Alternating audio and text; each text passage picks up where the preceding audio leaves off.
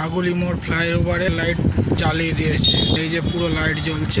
আমরা এখন যাচ্ছি বড়ছতের দিকে, এদিকে লাইট পুরো জ্বালিয়ে দিয়ে, কত দূর জ্বালিয়েছে এখনো জানি না। আমরা সামনে গিয়ে দেখব, পিছন দিকটা পুরো অন্ধকার। ওদিকটা হচ্ছে কৃষ্ণনগর, এদিকটা হচ্ছে কলকাতা জাগুলি ফাঁড়ি, এটা হচ্ছে জাগুলি যাত্রা মাঠ। জানি না কত দূর জ্বালিয়েছে, আমরা যাচ্ছি পুরোটাই। দুদিকে লাইটটা জ্বালালে হেভি ভালো লাগবে দেখতে, কিন্তু দুদিকের লাইট এখনো জ্বালায়নি। এই পাশের লাইটটা পুরো জ্বলছে। লাইন টানার কাজ তো আগেই কমপ্লিট হয়ে গেছিলো, পুরোনো জাগুলি এখন নতুন রূপে। এই যে ক্যামেরা, ওদিকটা অন্ধকার, ওদিকে লাইট জ্বালায়নি, ওটা জাগুলি স্কুল। এই যে রিফ্লেক্টার লাগিয়েছে, উপর যে রিফ্লেক্টার লাগিয়েছে। কালীবাজারের কাছাকাছি চলে এসেছি, জাগুলি মোড়ে মা কালীর মন্দির এটা। আর আমরা সোজা যাচ্ছি। সার্ভিস রোডের লাইটটাও জ্বলছে, ফ্লাইওভারের লাইটটাও জ্বলছে, রাস্তা পুরো আলো। আমরা চলে এসেছি কালীবাজারে, তাও একটা দুটো পোস্টে লাইট জ্বলছে না, ম্যাক্সিমামটাই জ্বলছে।